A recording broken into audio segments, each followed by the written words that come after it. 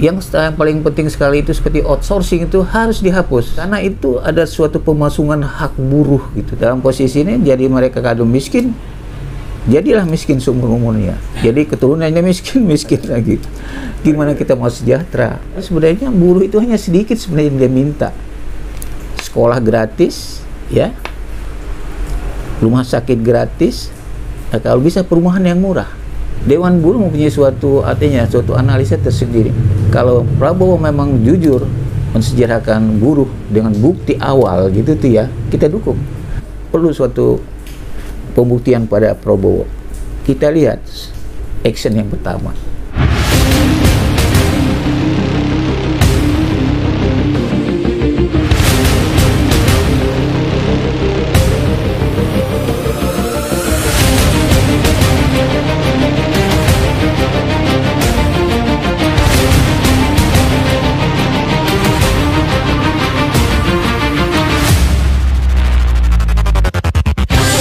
Ya, di dalam May Day ini sebenarnya ada dualisme ya.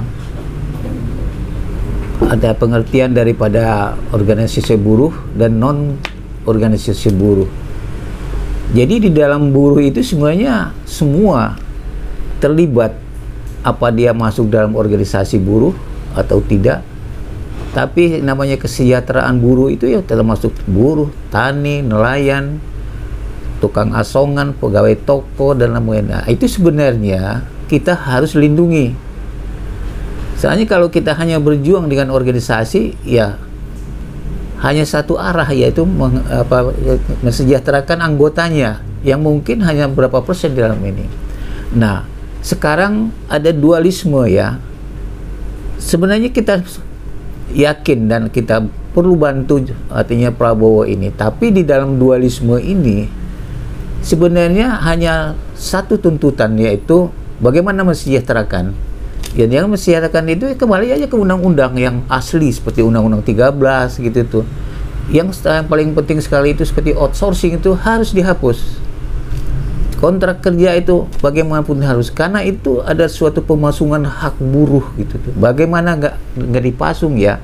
Kita kerja, masa depan kita itu terukur oleh kontrak.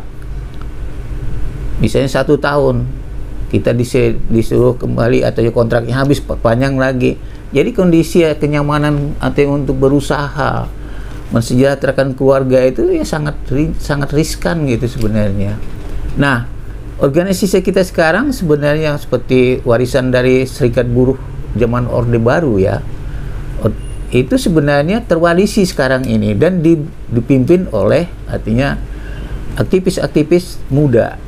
Sedangkan kita ini sebenarnya dari aktivis yang memang kita terjun dari zamannya ya, kalau kita hidup dari zaman Presiden Soekarno ya sampai sekarang, sebenarnya perjuangan itu hanya dinikmati segelincir. Tapi di dalam eranya Soeharto memang ada suatu peningkatan penghargaan terhadap buruh itu, tapi memang itu bersifatnya apa ya, politis, tapi juga bagus. Karena ada ketenangan berusaha, ketenangan bekerja, dan lain sebagainya. Nah, di dalam May Day ini makanya kita menegaskan, kenapa kita deklarasikan artinya Dewan Buruh Nasional. Maksudnya kita untuk mencakup seluruh warga negara Indonesia mempunyai kewajiban, mempunyai hak untuk hidup sejahtera. Jangan hanya sebagian saja. Contoh aja kalau di pabrik itu, apakah anak-anak misalnya buruh atau petani itu yang artinya tidak ada suatu pendidikan karena kemiskinan, apa bisa bekerja mereka? Tidak. Sedangkan yang mereka sudah bekerja pun sarjana, itu sebenarnya dalam satu perusahaan tuh hanya berapa sarjana yang diterima? Paling 2 atau 3. Nah, dari konsep seperti inilah kita berpikir perlu artinya suatu pemberdayaan, suatu undang-undang yang bersifatnya menyeluruh, bukan hanya seperti sopir kan, ojol segala itu perlu suatu perlindungan. Asongan, dia menciptakan lapangan kerja, kita hargain sebenarnya. Kenapa? Ya kita masukkan, kita rangkum dalam undang-undang tersendiri. Maksudnya suatu saat dia tidak bisa bekerja, ada suatu jaminan sekolah atau jaminan kesehatan gitu bagi mereka. Dan itu suatu keharusan mutlak. Jangan hanya buruh yang bekerja diberikan suatu fasilitas, sedangkan mereka itu memang pemerintah mengadakan BPJS ya. Tapi untuk kesejahteraan misalnya kelanjutan anak-anaknya untuk bersekolah, itu sebenarnya riskan untuk mereka jadi. Untuk menjadi sarjana saya kira sulit untuk mereka itu. Maka dalam posisi ini jadi mereka kadung miskin, jadilah miskin seumur umurnya. Jadi keturunannya miskin lagi. Gimana kita mau sejahtera? Nah, dengan adanya pemerintahan dari orde lama ke orde baru, reformasi sekarang ini sebenarnya buruh bukannya diangkat derajat, malah artinya kita dilecehkan oleh pemerintah. Timbul outsourcing, bayangkan outsourcing itu kan itu kontrak, dipilih waktunya, dan semuanya itu artinya ketentuan-ketentuan seperti upah segala ditentukan sepihak. Mau tanda tangan, kalau enggak kita ambil yang lain. Nah itu sebenarnya hal-hal seperti itu. Nah itu sebenarnya pesanan-pesanan orang kayak oligarki itu. Dia mau berusaha, tapi tolong undang-undang ini. Tapi kalau kita ada misalnya di situ organisasi buruh yang berkecimpung, ya seperti anggota DPR itu sebenarnya mereka itu pengusaha-pengusaha semua. Akan dibentuknya Dewan Kesejahteraan Buruh Nasional, terus ada Satgas PHK, dan akan menghapus outsourcing tadi. Saya kira itu kan hanya suatu janji politik aja sih sebenarnya. Ya memang kita di sini ada dualisme kelihatan kepemimpinannya. Nah, kita sebenarnya di dalam hal ini seperti undang-undang perburuhan itu, kalau bisa itu diperlakukanlah undang-undang seperti yang lama, seperti undang-undang nomor 13. Karena jaminan suatu undang-undang itu seperti kalau suatu saat terjadi suatu pemutusan hubungan kerja, ya, itu harus mulai prosedur undang-undang. Ya, kalau seandainya suatu putusan hakim belum turun, ya, kedua belah pihak mempunyai hak yang sama. Satunya untuk bekerja, satu lagi untuk memberi upah.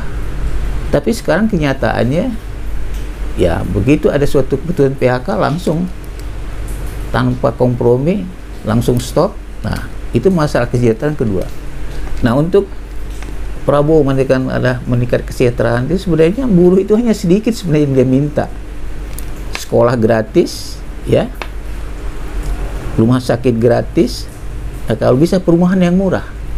Sekarang perumahan murah dengan artinya cicilan 1 juta, tapi bayangkan sekarang harga rumah 1 juta per bulan, tapi harus punya pendapatan 13 juta. Apa mungkin itu sebenarnya? Hal yang aneh sebenarnya. Jadi kalau saya mendengar satunya perumahan itu harus suatu penghinaan sebenarnya. Lebih enak kita sendiri. Sekarang buruh sebenarnya banyak yang bisa artinya mencari bikin rumah sendiri dengan usaha, pinjamlah, nabunglah dan sebagainya. Tapi sekarang lihat ya, rumah ditawarkan berapa juta, tapi kenyataannya apa? Nah sekarang masalah upah stagnan sekarang, harga terus naik, lapangan kerja terus menurun. Dan sekarang siapa yang akan berusaha di Indonesia? Ya contohnya ada, kalau kita berusaha di Indonesia kosnya lebih tinggi. Karena apa? Di situ banyak pungli, preman-preman, koruptor, preman itu semuanya ada. Yaitu termasuk misalnya adalah keamanan lah, adalah pajak diperingan lah. Itu semuanya itu menghancurkan usaha. Jadi biayanya lebih tinggi. Yang tadinya biayanya asli 1 juta, tapi biaya sebelumnya 10 juta. Bayangkan aja untung berapa perusahaan. Jadi kira-kira dengan apa yang dinarasikan oleh Prabowo dalam Mei Day kemarin, apakah nanti Dewan Buruh Nasional yang sudah dibentuk kemarin, apakah tetap mengawal atau bagaimana? Ya kita tiap lihat janjinya benar nggak. Dewan Buruh mempunyai suatu analisa tersendiri. Kalau Prabowo memang jujur mensejarahkan buruh dengan bukti awal gitu tuh ya, kita dukung. Itu suara-suara mereka yang di DPR itu makmur itu. Mereka nggak lihat di bawah itu siapa yang pakai sendal, makan garam, artinya yang dulu 1 liter, satu keluarga bisa 1,5 liter. Apa mereka tahu? Bayangkan aja seperti ini kita lihat. Pemberantasan korupsi hanya slide-nya aja. Itu lihat koruptor, tapi begitu lihat sehari udah hilang lagi, nggak ada berita. Apa kita bisa percaya?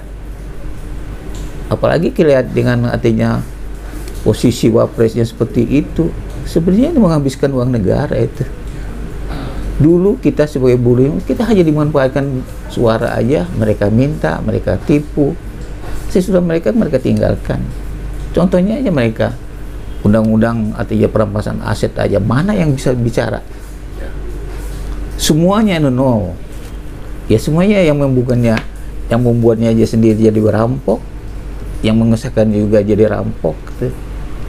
Ya yang menimpannya orang rampok juga, tapi orang-orang yang jujur sebenarnya jadi miskin segala-galanya. Tapi biarpun miskin, kita mempunyai suatu kebahagiaan tersini bahwa kita masih ada dan dekat dan sangat berharga di mata Allah gitu. Itu aja.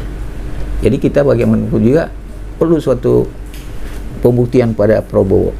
Kita lihat action yang pertama. Action pertama, hapus outsourcing. Itu tegas. Kontrak kerja hapus. Nggak ada ML-ML lagi. Nah itu baru. Nah kalau untuk kesejahteraan, sekarang buka aja. Kalau seandainya, jangan sulit mereka berusaha. Kalau perlu, mereka yang kaki lima itu dikasih tempat. Tanpa preman, tanpa pajak dan sebagainya. Jadi kita tuh milih sekali. Ya saya kira kita lihat aja action daripada Prabowo. Dan kemarin artinya putusan organisasi ekspresi konfederasi itu kita lihat saja. Tolong dibuktikan lah di mata buruh.